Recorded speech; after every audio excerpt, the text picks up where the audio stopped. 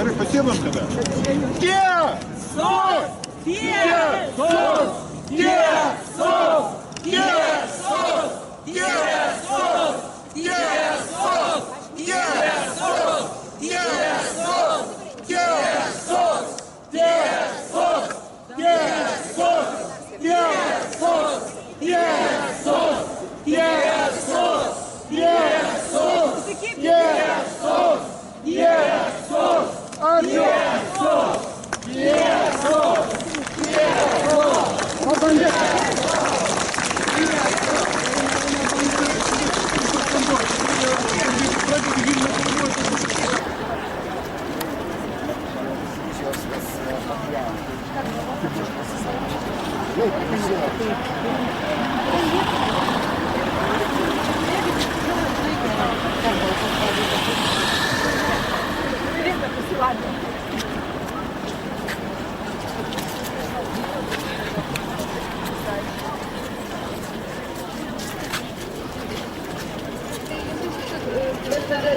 Domem, tak?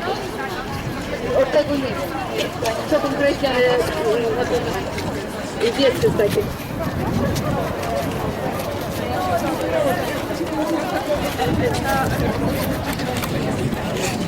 Gerbiamosios ir gerbiamieji, ar atsimenam, kai prieš metus čia susirinkę buvom stumiami Lietuvos policijos iš šitos aikštės, kaip ši aikštė buvo aptverta raiščiai stop, o čia uždegtos žvakelės buvo įvairiai stumdomos valstybės saugumo departamento pareigūnų, kurie norėjo tomis mūsų uždegtomis žvakelėmis uždegti policijos ištiestas juostas. Tai buvo prieš metus ir tada suėjom pasipriešinti tam smurtui, tam melui, tai propagandai, kurios prieš laisvą tautą ėmėsi mūsų rinkta valdžia. Tai buvo pirmąsyk per 23 nepriklausomybės metus įvykę, kai mūsų valdžia prieš taikius piliečius, kurie siekia tik tiesos, teisingumo, ėmėsi labai brutalaus smurto prieš vaiką, kuris turėjo būti išklausytas civilizuotam krašte, civilizuotoj respublikoj, bet niekas jo neišklausė. Dar daugiau. To smurto metu buvo įmamasi ritualinio sadizmo. Štai mes šiandien piešėme kreidelėmis šitą nuostabų ženklą, kuris yra tobulas, kurio, kiek aš žinau, atsisakė prezidentūra, kada jisai buvo jai pasiūlytas kaip Lietuvos prezidentūros ženklas.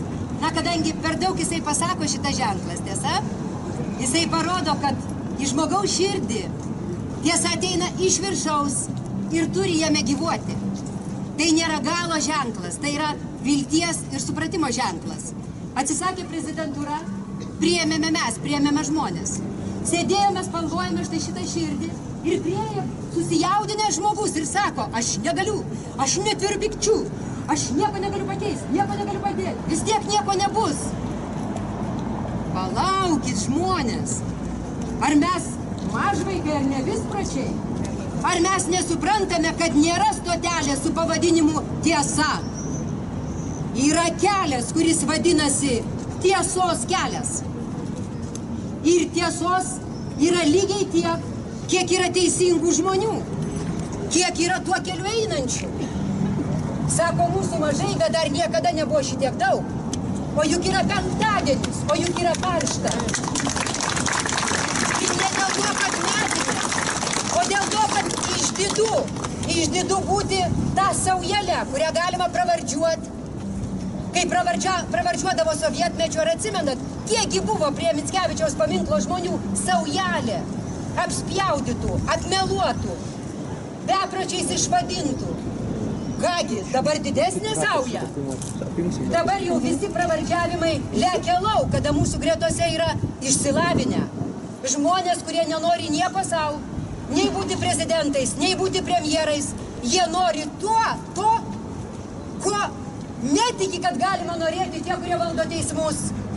Tie, kurie teismuose juodą paskelbia baltų ir visi turi tikėti. Tie, kurie nenusiplauna gėdos dėmės Vaišnoras ar paruoštas atviras laiškas Vaišnorui, kurį generolas Gailius viešai per žinių radiją pavadino mafijos stogu. Aš jaučiuosi nesaugi valstybėje, kurią valdo toks žmogus. Kaip jo saugumą saugo toks antai žmogus. Juk tai yra beprotybė, kartojasi Kedžio istorija. Metai kaltinimo, nei sėdi tas, kuris kaltina, gal neteisėtai, nei pareikalaujama kokio nors paaiškinimo iš to, kuris kaltimas. Vaišnorai, ar tu esi Gariūnų mafijos stogas? Man apie tai pasakė generolas Gailius. Aš tikiu generolų Gailiumi. Vaišnorai, tikėsiu tavim atsakyti. Atrodo, kad mūsų galbūt saujelė, bet kadangi, įsivaizduojate, tamsoje, visiškoje nakties tamsoje, nereikia, kad nušvistų saulė tam, kad žinotum teisingą kryptį, užtenka mažos pinksulės, užtenka mažos žvakelės. Už tai nebus galutinio taško, kada sakysime viskas teisingai ir idealu. Ir todėl nereikia bėgti, simuliuoti ir teisinti savęs neveiklumu, vien tik dėl to, kad čia nieko nereikia pakeisti. O pakeisti nieko nereikia, reikia pakeisti save. Reikia neleisti, ne tai, kad neleisti, nesugebėti gyventi mele. Ir viskas. Ir kuo daugiau žmonių pasikeis patys, tuo mažiau žmonių leistų savimi elgtis neteisingai. Ir tada nepakils buožė virš gulinčio žmogaus. Ir tada negalės prieš metus už teisybę tarsi kovojusi žurnalistė į tiesų žmogaus klausimą tiesioginėme eterį Černiauskui. Ar lietei vaiką? Černiauskas sako, ne.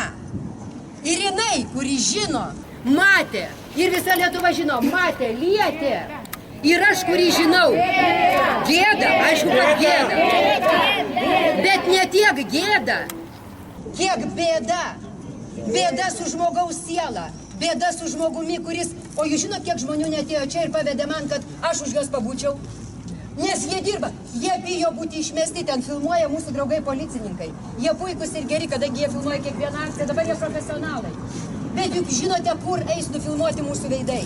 Juk paklausomi mūsų telefonai. Juk kas nors netyčia gali pražūti kelyje arba bet kur. Jie brutalūs, jie kvaili, jie bailiai. Tai nėra kažkokia, kaip palygino viena mano labai gerbiama autorė, Venckienės padėtį su Havelo padėtimi. Bet palaukit, Havelas kovoja prieš sistemą. Sistema pasakė, klauksite po manim.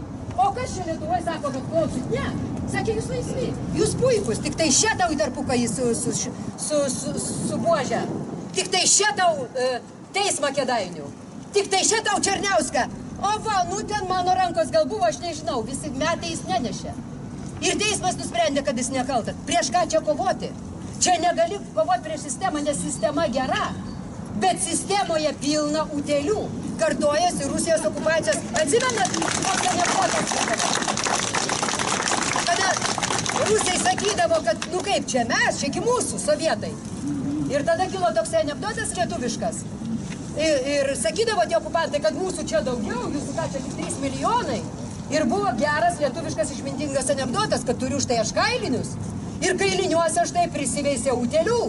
Aš vienas utėlių daug, tai kieno kailiniai?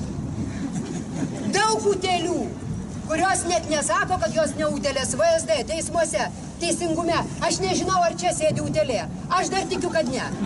Aš dar tikiu, kad ne. Palauk, tai nejuokinga, aš rimtai tikiu, kad ne. Todėl, kad kai aš įsivaizduoju kitus, kuriems seilė varba čia pasėdėti, kažkaip tai man nusvyra liežuvis, ką nors blogą kalbėti iš tikrųjų. Suprantat, tai va kiek mūsų bus neutėlių, tai tiek mums ir nenešties, ir nesopės, ir neskaudės. Ir tiek utėlės nedrįs kandžioti tų, kurie silpniausi, kurie neapginti.